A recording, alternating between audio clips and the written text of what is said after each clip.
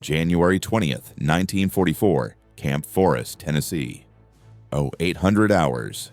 You're joking. General Omar Bradley stared at the deflated rubber tank lying on the muddy ground like a dead circus tent. He'd commanded divisions in North Africa. He'd planned the Sicily invasion. He'd seen men die when equipment failed. And now, 5 months before D-Day, someone was asking him to bet the invasion of Europe on this. This is what you want me to stake Normandy on? Colonel Harry L. Reeder bent down and picked up the Sherman tank with one hand. 85 pounds. A real Sherman weighed 33 tons. The comparison was almost insulting. From 100 yards, sir, German aerial reconnaissance won't know the difference. Bradley's jaw tightened. And if they do, if one Luftwaffe pilot gets close enough to see this is rubber? The tent went silent. January wind rattled the canvas walls. Everyone present knew the answer. If the Ghost Army failed, if German intelligence discovered Allied deception operations before June 6th, the Wehrmacht would position its panzer divisions exactly where American boys would be landing. Thousands would die in the surf before reaching the beach. General, Reeder said quietly, "We don't have another option." But rewind. 6 months. Late August 1943. The Pentagon, Conference Room 3B. 2 officers stood before a classified proposal that read like Hollywood fiction. Lieutenant Colonel Ralph Ingersoll, former magazine editor turned military planner, had spent 3 weeks studying British deception operations in North Africa. His partner, Major Roy Ellsworth Harris, had engineering background and an obsessive attention to detail. Together, they'd discovered something remarkable. El Alamein, Ingersoll began, spreading reconnaissance photos across the table. October 1942, Montgomery's forces concentrated here. He tapped the map, but Rommel's intelligence placed them 30 miles south. Why? General Jacob Devers, commander of U.S. forces in Europe, leaned forward. Dummy tanks. Exactly. The British built 500 fake Shermans from canvas and wood. They created phantom supply depots, fake radio traffic, bogus troop movements. Rommel positioned his panzers to counter an attack that never came from where he expected. Harris added the numbers. The British Deception Unit, a force, employed approximately 1,400 men. They conducted 36 separate deception operations across North Africa and the Mediterranean. Success rate, 78%. German intelligence was fooled more than 3/4 of the time. Devers studied the photos. Canvas tanks, painted oil drums masquerading as artillery, tire tracks leading to empty positions. The British hadn't just hidden their real forces, they'd created entirely fictional armies. "You want to do the same in Europe?" Devers said. "Bigger," Ingersoll replied. "Mobile, multimedia, audio, visual, and radio deception integrated into a single tactical unit. We make the Germans see entire divisions where only a few hundred men actually stand." Using what? Artists?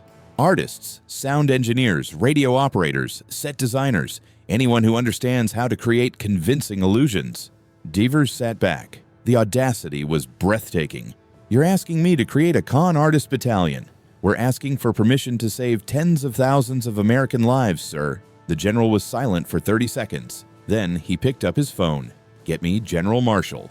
3 weeks later, War Department Special Order 217 authorized creation of the 23rd Headquarters Special Troops. Mission classification, top secret. Personnel requirement, 100 men. Combat role, none. Actual purpose, deceive the Wehrmacht through coordinated audio, visual, and radio fakery.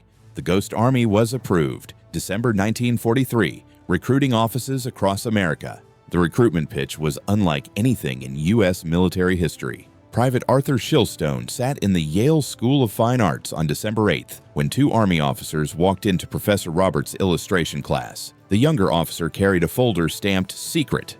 "We need artists," he began without preamble. "Men who understand perspective, shadow, visual deception. Men who can make rubber look like steel from 200 feet up." Roberts raised his hand. "For what purpose?" "That's classified, but if you volunteer, you'll serve in a special unit. No frontline combat. Your weapon will be paintbrushes and dummy equipment." Half the class laughed. The other half leaned forward, intrigued. Shilstone, 23 years old, 3 years from earning his degree, raised his hand. "When do we start?" The same conversation happened in Manhattan fashion houses, where Sergeant Bill Blass, future design icon, listened to military recruiters describe a unit that needed men who understood visual composition and theatrical staging. "You want fashion designers to fight Germans?" Blass asked. "We want creative thinkers who understand how to make things look real from a distance. Are you in or out?" Blass thought for exactly 10 seconds. "I'm in." In Chicago, sound engineers from WGN Radio received recruitment pitches about a unit needing men who understood audio equipment and could operate under field conditions. In Philadelphia, radio operators from RCA were told the Army needed specialists who could mimic communication patterns and create phantom radio networks. By January 10, 1944, the 23rd Headquarters Special Troops had assembled the most unusual military roster in American history. 82 officers, 1,023 enlisted men. Their collective background: art schools, radio stations, theater companies, advertising agencies, and design studios. Not a single one had combat infantry experience. On January 20th, 1944, they arrived at Camp Forest, Tennessee, and discovered they'd been recruited to become the world's most elaborate traveling magic show.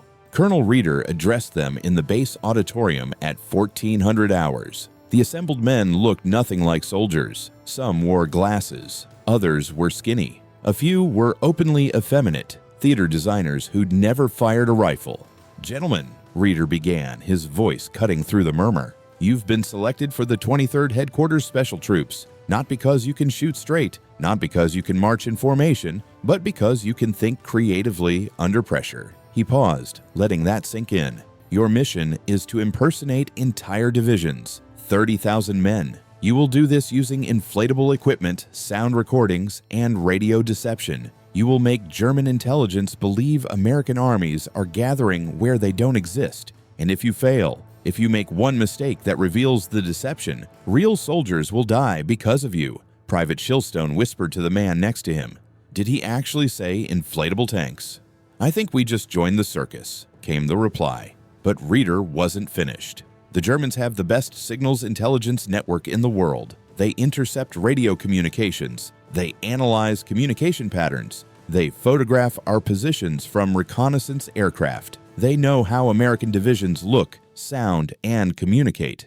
Your job is to replicate all of that perfectly enough to fool professionals who've been doing this for 4 years." He gestured to tables covered with equipment, deflated rubber tanks, recordings of engine sounds, radio transmitters, camouflage netting. "Training starts tomorrow at 600. You have 4 months to become experts, because in May, you ship to England. And in June, the entire D-Day invasion may depend on whether German panzer divisions are in the right place or the wrong place. We're betting they'll be in the wrong place, because you convinced them otherwise." The auditorium was dead silent. Then Sergeant Bill Blass raised his hand. "Colonel, what happens if we actually succeed?" Reeder smiled grimly. "Then you'll have saved thousands of American lives, and nobody will ever know you existed." The first week was disaster. Private Ned Harris, sculptor from Massachusetts, watched 3 soldiers struggle to inflate a rubber Sherman tank. It took them 40 minutes. The instruction manual said 15. "This is impossible," one muttered, wrestling with the air compressor. Harris examined the setup. The problem wasn't the equipment, it was the technique. They were trying to inflate it all at once instead of using the staged pressure system. "Stop!" Harris stepped in. "Inflate the base structure first, low pressure, then the turret assembly, then full pressure to stabilize. It's like building a sculpture, foundation before detail." They tried his method.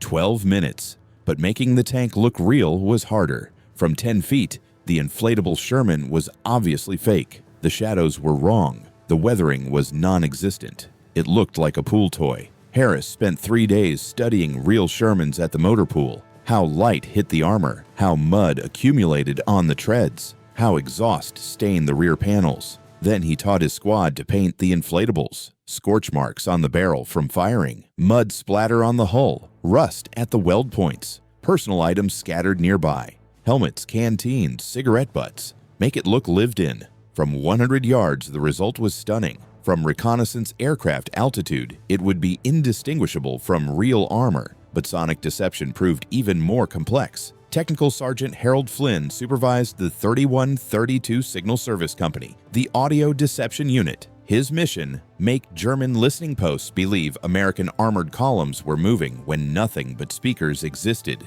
The equipment was ingenious. 500-pound wire recorders that could play continuously for hours. Massive speakers mounted on half-tracks capable of projecting sound up to 15 miles.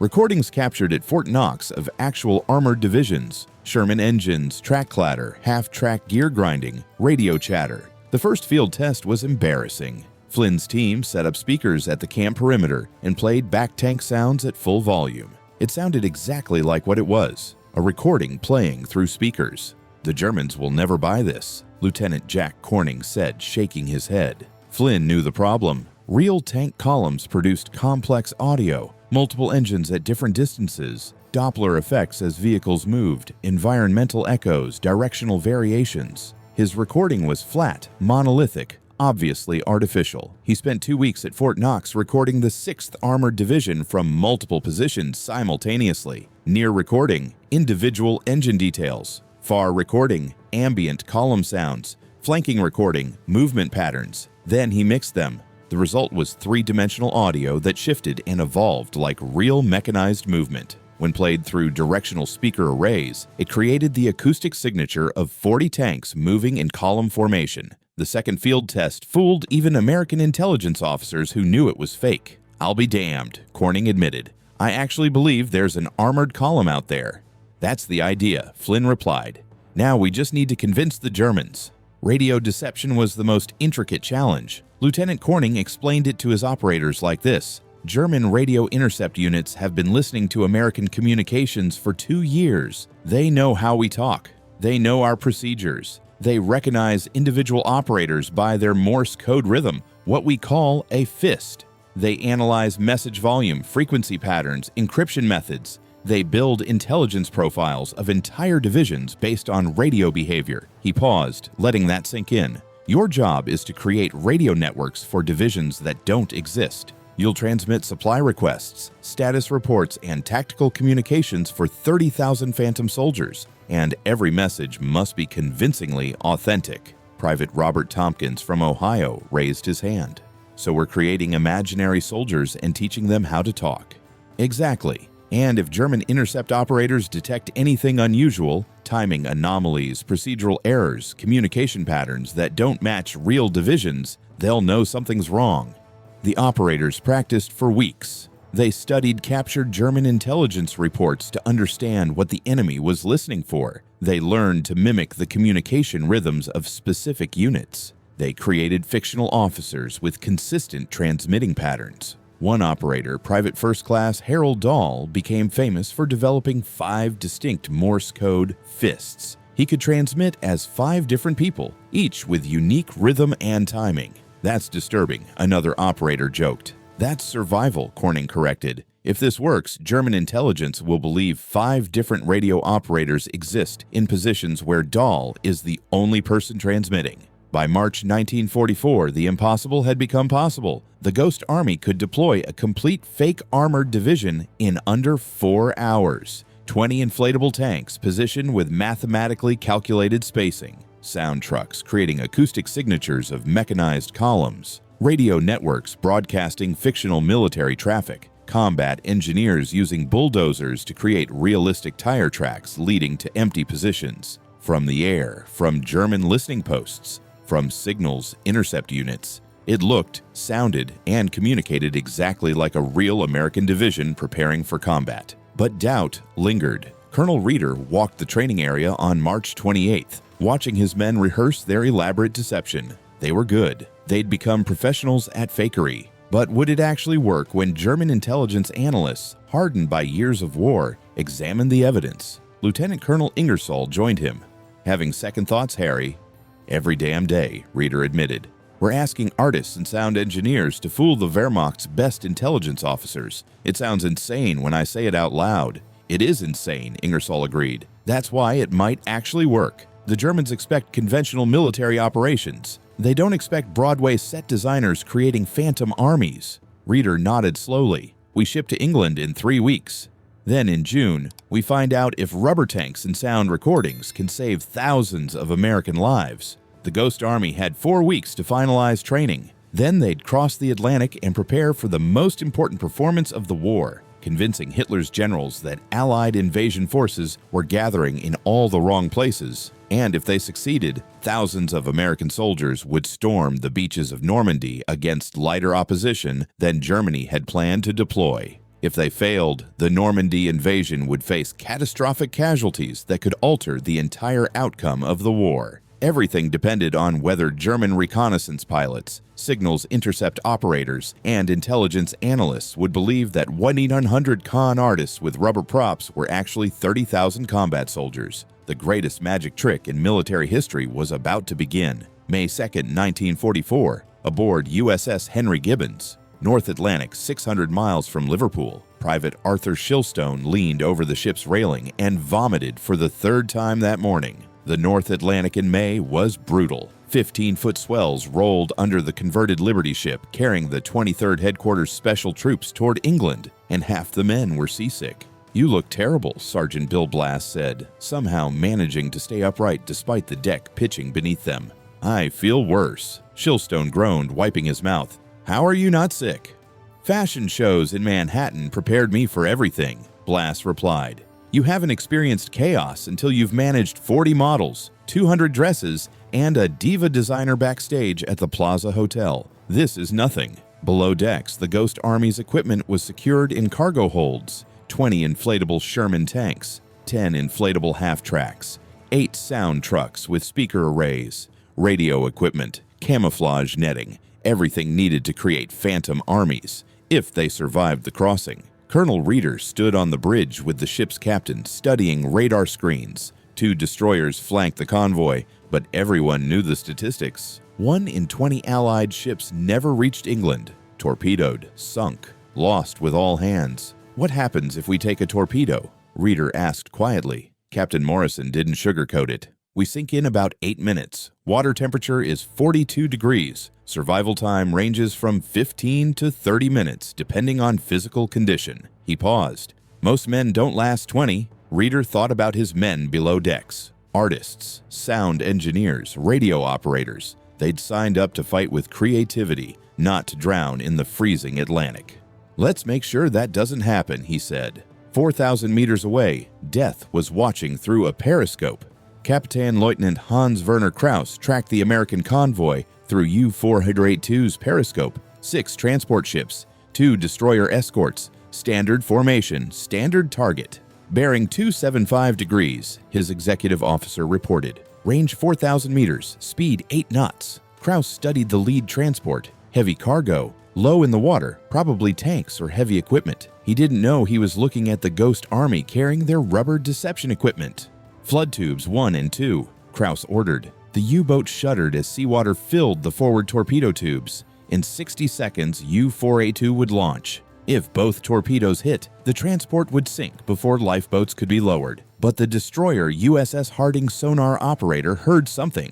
"Contact, bearing 290, range 4,000 yards, probable submarine." The Harding's commander didn't hesitate.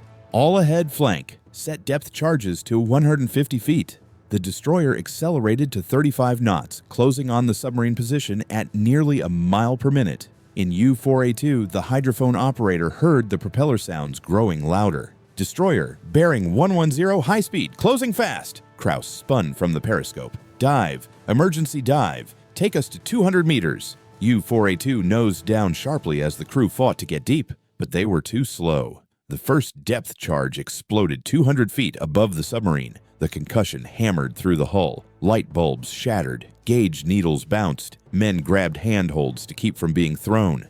"Damage report," Krauss shouted over the ringing in his ears. "Minor leaks aft. Hydraulics damaged on the port diving plane." Another explosion closer. The submarine shuddered violently. They went deeper, 260 meters below safe specifications, and waited in the crushing dark while the destroyer hunted overhead. For 3 hours, U-482 sat on the ocean floor. The air grew stale. Water dripped from damaged pipes. No one spoke above a whisper. Finally, the destroyer's propeller sounds faded. Krauss surfaced carefully, assessed the damage, and turned back toward Norway. Too damaged to continue the patrol. Aboard the USS Henry Gibbons, no one knew how close they'd come to being torpedoed. 7 days later, the Ghost Army landed in Liverpool and immediately discovered nobody wanted them. May 9th, 1944, Liverpool docks, 1100 hours.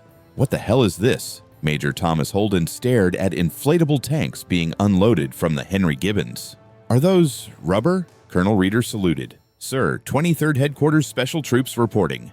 We have orders from Chaff Headquarters for— Nobody told me about any deception unit, Holden interrupted. He commanded Liverpool's supply depot and had been managing chaos for weeks, preparing for D-Day, with insufficient resources and impossible timelines. I don't have space for you. Every warehouse is allocated to invasion preparations. I've got 50,000 tons of ammunition sitting on docks because there's no storage. We just need temporary— I don't care what you need. Holden cut him off. Find somewhere else. I've got a real war to fight. For 48 hours, the Ghost Army camped in a muddy field outside Liverpool while Reeder fought through bureaucracy. Finally, Chaff Intelligence arranged a staging area at Stratford-upon-Avon, 120 miles inland. But when they arrived on May 11th, they discovered the location was supposed to house a real armored division being reassigned elsewhere. Lieutenant Colonel Ingersoll met Reeder with new orders. Congratulations. You're now officially impersonating the 6th Armored Division. Wehrmacht intelligence thinks they're still here. You're going to make sure they keep thinking that. This would be the Ghost Army's first real test. Right here in England before France, before D-Day, they had to convince enemy reconnaissance that a 15,000-man armored division remained at Stratford when only 1,100 men with rubber props actually existed. If they failed, enemy intelligence would know the 6th Armored had moved, possibly revealing Allied invasion plans. May 15th, 1944, Stratford-upon-Avon staging area. So 600 hours. The Ghost Army deployed their first operational deception at dawn. Private Ned Harris supervised inflation of rubber Shermans, while Technical Sergeant Harold Flynn positioned sound trucks. Lieutenant Jack Corning established radio networks mimicking the 6th Armored Division's communication patterns. From the ground, it looked absurd. Inflatable tanks wobbling in the breeze, speakers broadcasting engine sounds, radio operators transmitting fake supply requests. But from 5,000 feet, where Luftwaffe reconnaissance aircraft photographed British installations, it looked exactly like an armored division. The test came on May 18th at 14:30 hours. A Junkers Ju-88 reconnaissance aircraft crossed into British airspace at 18,000 feet, too high and too fast for fighter interception. It photographed the Stratford area for 12 minutes, then raced back toward France. Private Shilstone watched the contrail cross overhead. They just photographed us. That's the point, Sergeant Harris replied. Now we find out if rubber fools the Luftwaffe. The answer came from an unexpected source. May 23, 1944, Bletchley Park, Station X. Year 0840 hours. The codebreakers at Bletchley Park had been intercepting Wehrmacht communications for years through the Ultra program. When enemy reconnaissance reported on Allied formations, the intercepts showed whether deceptions were working. On May 23rd, a decrypt marked Ultra Top Secret Most Restricted landed on Commander Edward Hastings's desk. The message was from Wehrmacht 15th Army Intelligence to OKW. Recon confirms 6 U.S. Armed Div Stratford staging area. Stop Est Strength 15K men 240 tanks. Stop unit prep deployment. Dover Pas de Calais sector stop. Hastings stared at the decrypt for 10 seconds. Then he picked up his phone. Connect me to Colonel Reeder, 23rd Headquarters Special Troops. When Reeder answered, Hastings said 5 words. Your fake tanks fooled them. The Ghost Army had successfully deceived Wehrmacht intelligence for the first time. Enemy analysts studying reconnaissance photographs believed 1,100 men with inflatable equipment were actually a 15,000-man armored division preparing to attack at Pas de Calais, far from the real invasion beaches at Normandy. Colonel Reeder called his unit together that evening. Gentlemen, enemy intelligence just confirmed they believe our rubber tanks are real. Operation Fortitude is working. Private Bill Blass raised his hand. Does this mean we're actually contributing? It means, Reeder replied, that when D-Day comes, some panzer divisions will be positioned in the wrong place because they thought you were a threat. American soldiers will face lighter opposition because of what you created with inflatable tanks and sound trucks. The room erupted in cheers, but Reeder held up his hand for silence. Don't celebrate yet. In 3 weeks, we deploy to France. real combat zones, within range of enemy artillery, where one mistake could expose the entire deception and cost thousands of lives. The Ghost Army had proven rubber could fool steel, artists could deceive generals, creative thinking could save lives, but their real test was still ahead. In France, where the stakes would be higher, the danger closer, and the cost of failure measured in American blood spilled on European soil. June 15, 1944, Omaha Beach, Normandy, France. D-Pla 9. Private Arthur Shilstone crouched in a shell crater and tried not to look at the body floating face down in the water 10 feet away. The corpse wore an American uniform. It had been there since D-Day, 9 days ago, rolling gently in the tide that hadn't washed it out to sea. "Welcome to France," Sergeant Bill Blass muttered, dropping into the crater beside him. Not exactly the Paris fashion scene I imagined. Omaha Beach was secured, but the evidence of slaughter was everywhere. Bloodstains in the sand, scattered helmets, a burned-out LCVP landing craft tilted sideways, its ramp still down. Shilstone had seen photographs of war. This was different. This smelled like diesel fuel, cordite, and death.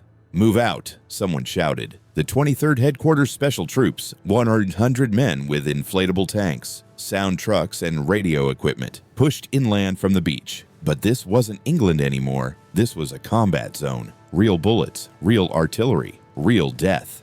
Colonel Reeder gathered his officers at 1600 hours in a partially destroyed farmhouse. Through the broken windows, you could see Allied supply convoys moving inland, endless columns of trucks, tanks, and artillery. "Our mission is to make Wehrmacht intelligence think we're building up forces for a second invasion at Calais," Reeder began. "We'll create phantom divisions along the coast while real units move toward St. Lo. If we succeed, enemy reserves stay pinned at Calais instead of reinforcing Normandy." Lieutenant Fred Fox raised his hand. "Sir, we're within range of enemy artillery. If they discover we're fake, then we become targets," Reeder finished. "Which is why we don't get discovered." 3 days to establish their first combat deception, but operating in France would be nothing like England. Enemy reconnaissance flew lower, Wehrmacht patrols probed Allied lines, and artillery could reach their positions. For the first time, the 23rd would have to create illusions while people were actively trying to kill them. June 18, 1944. Staging area near Carentan. 0530 hours. The unit deployed at dawn. Private Ned Harris supervised inflation of 40 rubber Shermans, while Technical Sergeant Harold Flynn positioned sound trucks to broadcast engine noise toward enemy listening posts 5 miles away. "Faster," Harris shouted. "We need these inflated before reconnaissance flies over." Private Shilstone wrestled with an air compressor, feeding pressurized air into a deflated Sherman. The rubber tank expanded slowly, taking shape like some obscene balloon animal. Around him, other crews worked frantically to complete their fake armored division before German aircraft appeared. At 0620 hours, the world exploded. The first artillery shell landed 300 yards short, throwing up a fountain of dirt and stones. Shilstone felt the concussion in his chest. "Incoming!" someone screamed. The second shell was closer, 150 yards, then 100. The Wehrmacht was ranging them, adjusting fire, walking shells toward their position. "Keep working," Harris yelled. "We need every tank." The third shell landed 50 yards away. The blast wave knocked Shilstone off his feet. His ears rang. Dirt rained down. Shrapnel whined through the air like angry hornets. One piece hit an inflated Sherman, and the tank deflated with a pathetic hissing sound. "Patch it," Harris ordered. Shilstone grabbed a repair kit and ran toward the deflating tank. His hands shook. Another shell landed. He could smell high explosive, that sharp chemical stink that burned your nostrils. He slapped rubber cement on the puncture, applied a patch, held it in place while shells continued falling around him. The ground beneath his feet shook with each impact. He could hear men shouting, someone screaming. The whine of incoming shells gave you maybe 3 seconds warning. 3 seconds to decide whether to run or finish the job. He finished the job.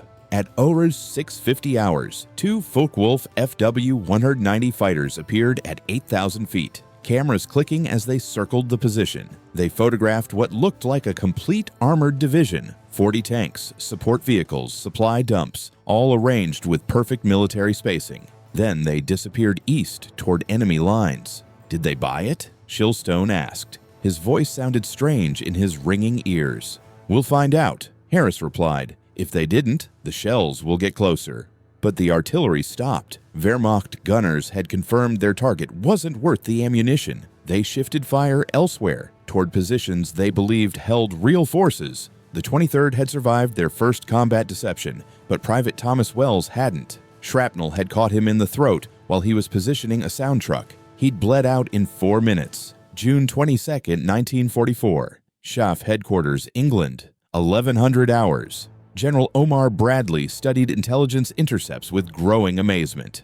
Wehrmacht communications showed German High Command believed the 2nd Armored Division was positioned for a second invasion at Calais. They'd moved 3 Panzer divisions from Normandy to defend against an attack that existed only in rubber and speakers. 3 Panzer divisions, Bradley said to Colonel Reeder, who'd been summoned back to England. Approximately 45,000 men and 550 tanks pulled out of Normandy because of inflatable equipment.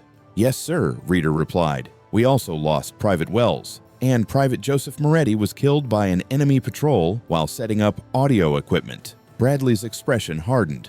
"Two dead." "Yes, sir." The general walked to the window, staring out at London's damaged skyline. "Those 3 Panzer divisions you pulled from Normandy? Intelligence estimates they would have counterattacked our advance toward St. Lo. Instead, they're sitting at Calais, waiting for an invasion that will never come." He turned back. "Your 2 men died, so thousands could live. Make sure the rest of your unit understands that." "Yes, sir." "Now get back to France. We need you to do it again." July 2, 1944. Near St. Lo.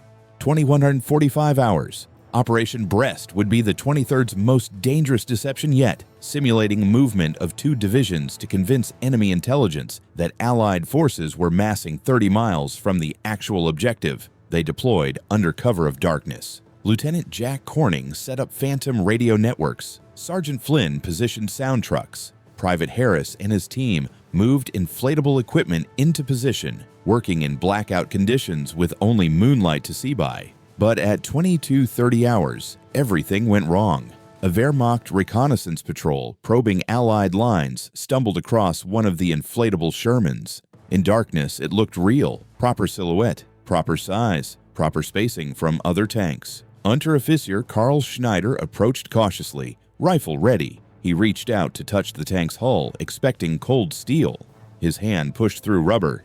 "Das ist Betrug," he shouted. "It's a fraud." The patrol opened fire. Private Shilstone was 20 yards away, painting weathering marks on another inflatable. Bullets cracked past his head, that distinctive supersonic snap that meant they'd passed close. He dropped flat and crawled toward cover behind a real supply truck. "Contact! Enemy patrol! Sector 3!" someone screamed over the radio. Muzzle flashes lit the darkness. Tracer rounds arced through the night like deadly fireworks. Shilstone could hear German voices shouting, American voices shouting back, the hammer of M1 Garand rifles answering Mauser fire. The 406th Combat Engineers, the 23rd Security Element, responded in 90 seconds. Sergeant Mike Robb led his squad toward the gunfire, firing as they moved. The engagement was brutal, close range, confused. In darkness, you couldn't tell friend from enemy until you were close enough to die. 4 minutes. 3 Germans killed, 2 Americans wounded, 1 inflatable Sherman discovered. When the shooting stopped, Private Harris stood over the punctured fake tank. They know. They'll report it. The whole deception is blown. Colonel Reeder, who'd arrived minutes after the firefight ended, made a decision. No, it's not. Remove this tank. Replace it with a real Sherman from the motor pool. Position it exactly where the fake one was. Sir? When German intelligence analyzes the patrol report claiming they found a fake tank, they'll examine reconnaissance photos. Those photos will show a real Sherman in that exact position. They'll conclude their patrol was mistaken. Within 2 hours, a 33-ton Sherman occupied the spot where the rubber fake had been. When Wehrmacht intelligence reviewed Schneider's report, German analysts examined aerial reconnaissance showing a real tank. Schneider was disciplined for filing a false report. His squad leader was reprimanded for poor training. German High Command concluded their soldiers had been confused in darkness, possibly by camouflage netting or unusual shadows. The deception held, But the 23rd had learned a crucial lesson. Combat meant improvising when plans failed, thinking creatively under pressure, and accepting that some operations would cost lives. July 20th, 1944, near St. Lo. 600 hours. By late July, the 23rd had conducted 8 major deceptions. They'd suffered 12 casualties, 4 killed, 8 wounded. Artists and sound engineers were dying to save infantry soldiers they'd never meet. Colonel Reeder addressed his unit in a captured German bunker. The men looked exhausted, dirty, older than they had 2 months ago. Every fake tank you inflate draws enemy fire away from real soldiers, Reeder said. Every sound truck broadcast convinces them to position forces in the wrong place. Every radio transmission makes them prepare for attacks that won't happen. He paused. 2 months ago, people called us a circus. Now Wehrmacht intelligence thinks we're 3 armored divisions. Private Bill Blass had written in his diary the night before, "We've become the most successful military theater company in history. Our audience is German high command, and every performance saves American lives. But the tickets cost blood. Hours."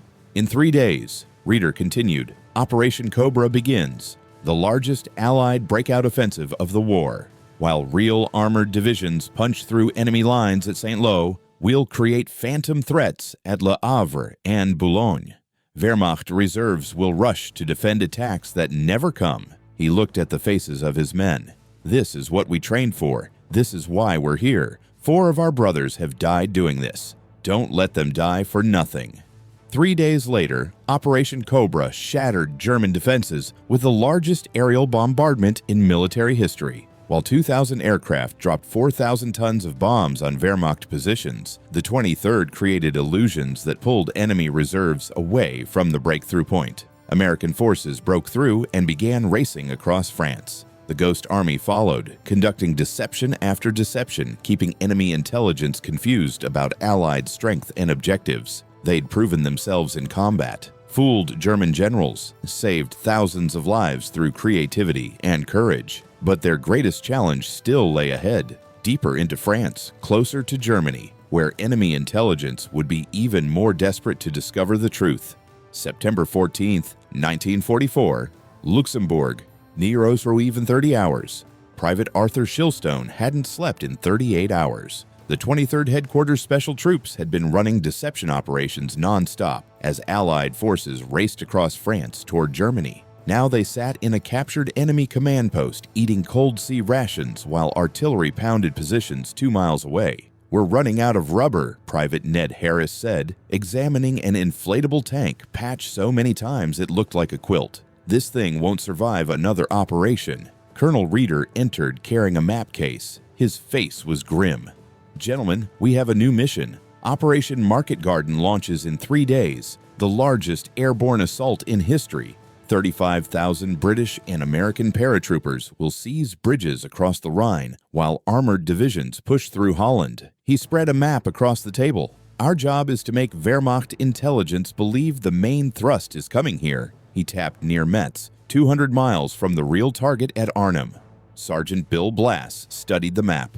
"Sir, that's a long way from Holland. How do we convince them?"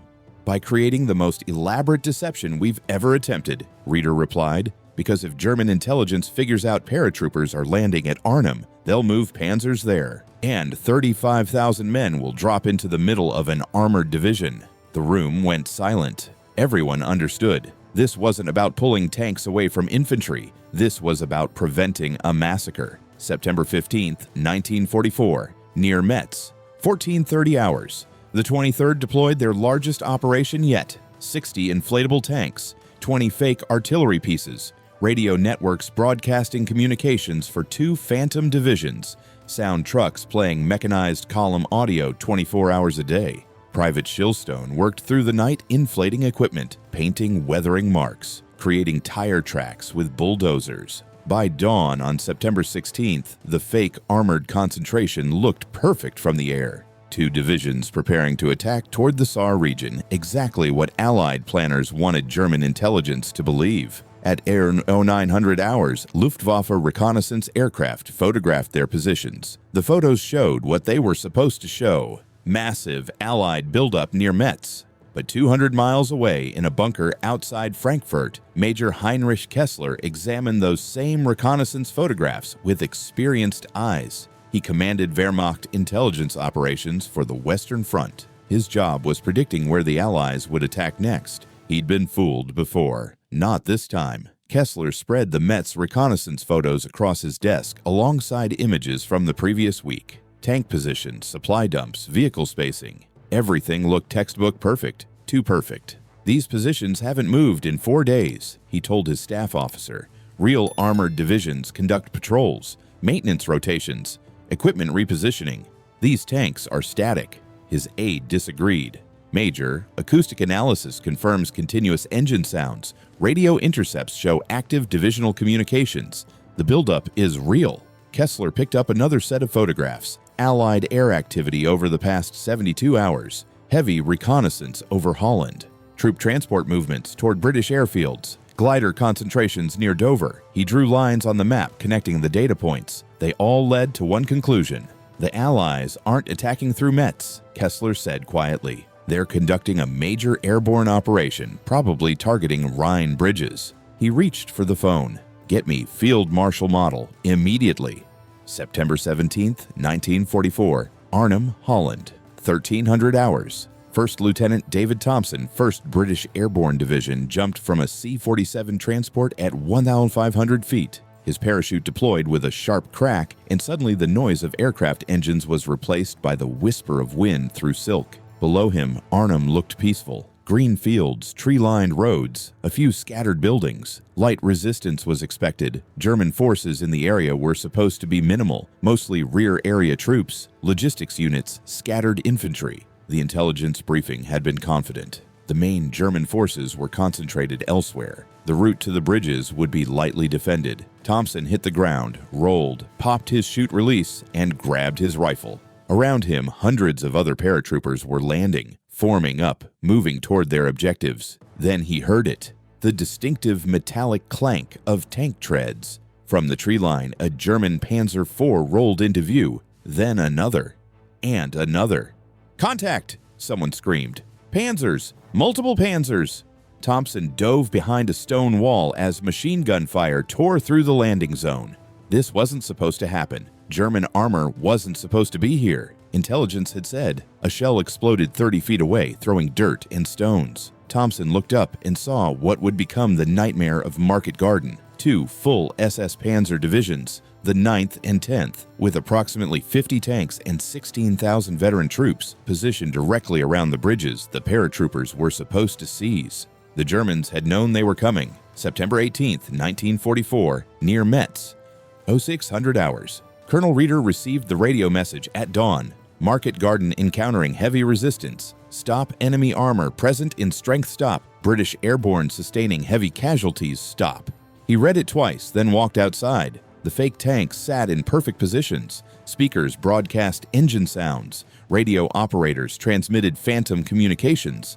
Everything was working exactly as planned. Except it hadn't worked. Wehrmacht intelligence had seen through the deception. German armor was at Arnhem. The paratroopers were fighting for their lives. Private Shilstone found him standing there 20 minutes later. "Sir, new orders came in. We're to continue the operation." "Why?" Reeder asked. "They didn't believe us. They figured it out." "Maybe," Shilstone replied. "But they still have to keep forces here defending Metz. Every tank stationed here is one less tank at Arnhem." Reeder looked at the young artist who'd been vomiting over a ship's railing 5 months ago.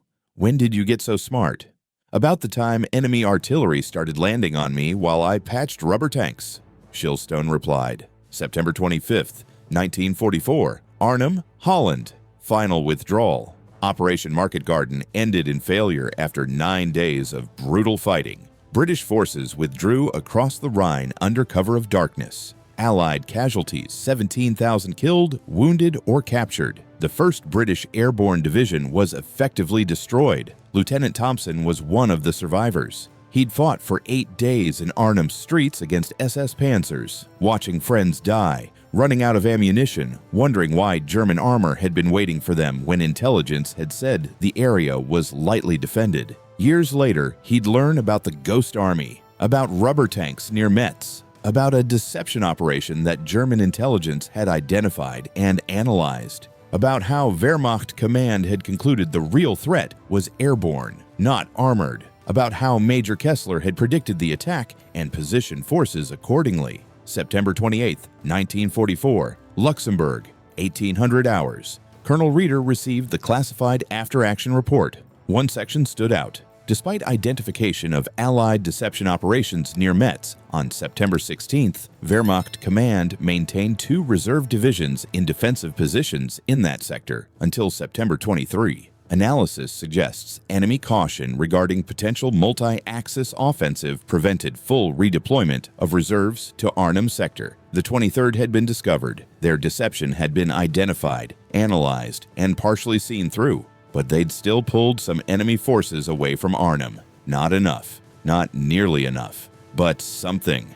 It was cold comfort measured against 17,000 casualties. Reeder called his unit together in a damaged church. The men looked exhausted. 4 months of continuous operations, 18 casualties of their own, and now the knowledge that their deception had failed when it mattered most.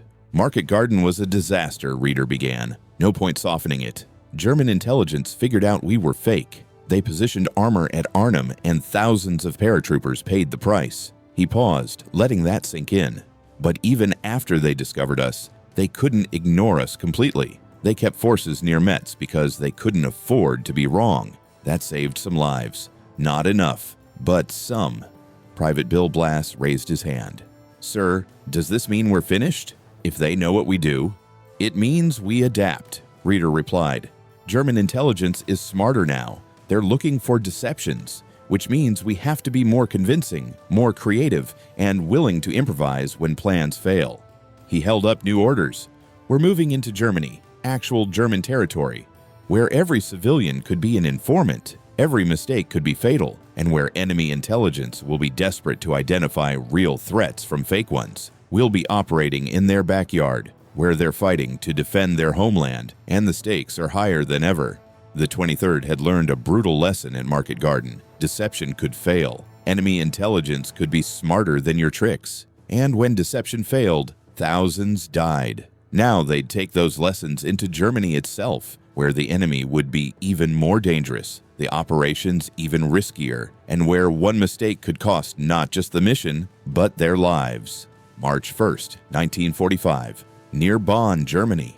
Aero 300 hours. Private Arthur Shilstone crouched behind a destroyed Panther tank and tried to remember what safety felt like. After 11 months of operations, the 23rd Headquarters Special Troops was operating deep inside Germany itself. Enemy territory, no safe zones, no rear areas, just Germans fighting to defend their homeland with desperate, ferocious intensity. We've got maybe 6 functional inflatable tanks left, Private Ned Harris whispered, examining their remaining equipment in moonlight. The rest are too damaged, patches on patches on patches. Most of their gear was falling apart. Rubber tanks torn by shrapnel, sound trucks with burned-out speakers, radio equipment held together with wire and hope. They'd conducted 20 deceptions since D-Day. They'd suffered 38 casualties, and now they were being asked to do it one more time, the most dangerous operation yet. Colonel Reeder gathered his officers at 400 hours in a captured German bunker. Gentlemen, intelligence reports indicate the Wehrmacht is defending 3 primary Rhine crossing points, here at Bonn, here at Koblenz, and here at Remagen. He tapped the map. We're going to make them think the main crossing will be at Koblenz. Lieutenant Fred Fox studied the map. Sir, that puts us 40 miles from the real crossing point at Remagen. If German intelligence figures out we're fake, then thousands of soldiers die when they cross the Rhine into prepared defenses. Reeder finished, which is why we don't get discovered. Private Bill Blass raised his hand. Sir, we barely have equipment left. Most of our inflatables are shot to hell. How do we create a convincing buildup? By being smarter than we've ever been, Reeder replied. We'll use every deception technique we've learned. Inflatable equipment positioned for maximum visual impact, sound trucks broadcasting mechanized movements, radio networks simulating 2 armored divisions, and we'll add something new. We'll have real units make deliberately visible movements toward Koblenz before repositioning to Remagen under cover. It was the Ghost Army's final performance. Everything they'd learned, every trick, every technique. One last deception to save one last group of American soldiers. March 3, 1945, near Koblenz, 1800 hours. The 23rd deployed under cover of darkness. Shilstone worked with his crew inflating the last functional rubber Shermans, positioning them where German observation posts would see convincing evidence of armored buildup. They painted mud streaks, created track marks with bulldozers, positioned fake supply dumps. By dawn on March 4th, Wehrmacht reconnaissance would photograph what looked like a major Allied force preparing to cross the Rhine at Koblenz, 60 miles north of where the real attack would come. But the operation went wrong almost immediately. At 2200 hours, German artillery opened fire, not the ranging shots they'd experienced before. Direct fire, accurate, devastating. Shells landed among the inflatable positions. One hit a rubber tank directly, the explosion tearing it apart in a burst of flame and deflating rubber. How did they know? Harris shouted over the explosions. "We just set up." Shilstone realized the problem. Civilians. German civilians watched us deploy. They reported our positions. For the first time, the Ghost Army was operating in enemy homeland territory, where every civilian was a potential intelligence asset, where ordinary Germans could watch American movements and report them to Wehrmacht forces. The secrecy they'd relied on for 11 months was gone. "Keep working," Reeder ordered. "They saw us deploy." "Fine. Let them think they're hitting a real armored concentration." Artillery pounded their positions for 2 hours. Shilstone pressed himself into a foxhole, feeling each explosion shake the ground. Shrapnel whined overhead. One piece hit the foxhole rim 6 inches from his face, spraying dirt into his eyes. When the barrage finally stopped, 3 men were wounded, 2 inflatable tanks were destroyed, but most of the deception remained intact. At 600 hours on March 4th, Luftwaffe reconnaissance photographed their positions. The photos showed battle damage, exactly what you'd expect from German artillery hitting an Allied armored concentration, which made it look more real, not less. "They hit us, and we're still here," Blass observed. "That makes them think we're a real unit absorbing fire, not a fake one that would withdraw." The deception was working, but holding it meant staying under German artillery range, maintaining the illusion while enemy forces tried to destroy what they thought was a genuine threat. March 5, 1945, Wehrmacht intelligence bunker, 50 miles east, 1,000 hours. Major Heinrich Kessler studied reconnaissance photographs with experienced skepticism. He'd been fooled before. At Metz, before Market Garden, he'd learned to identify Allied deception operations by looking for inconsistencies, static positions, patterns that didn't match real military behavior. The Koblenz buildup showed concerning signs. Positions were remarkably static. Equipment spacing was textbook perfect. Radio traffic was heavy but somehow repetitive, the same communication pattern cycling every 6 hours. It could be another deception, Kessler told his staff officer, like they did at Metz. But his aide pointed to the battle damage assessment. "Major, we've hit those positions with 300 artillery rounds over 2 days. They're still there. Real units absorb fire and hold position. Fake units withdraw when discovered." Kessler examined the photos again. The American positions showed clear artillery damage, several vehicles destroyed, but the concentration remained in place, actually reinforcing after being hit. Could the Allies really be crazy enough to hold fake positions under artillery fire? Or was this actually a genuine armored buildup preparing to cross the Rhine? He couldn't be certain, which meant he had to hedge his bets. "Maintain 2 reserve divisions near Koblenz," Kessler ordered, "but also reinforce Remagen and Bonn. The Allies are crossing somewhere. We defend all 3 sectors." March 7, 1945, Remagen, Germany, 1430 hours. First Lieutenant Karl Timmermann, 9th Armored Division, couldn't believe what he was seeing. The Ludendorff Bridge across the Rhine at Remagen was still standing. Every other bridge had been demolished by retreating Wehrmacht forces. This one should have been blown hours ago, but German demolition charges had failed. And now the bridge stood intact, damaged but passable, offering the first Allied crossing into the heart of Germany. "Move," Timmermann shouted. "Get across before they blow it!" American forces rushed across the bridge under fire. German defenders fought desperately, but they were outnumbered and outgunned.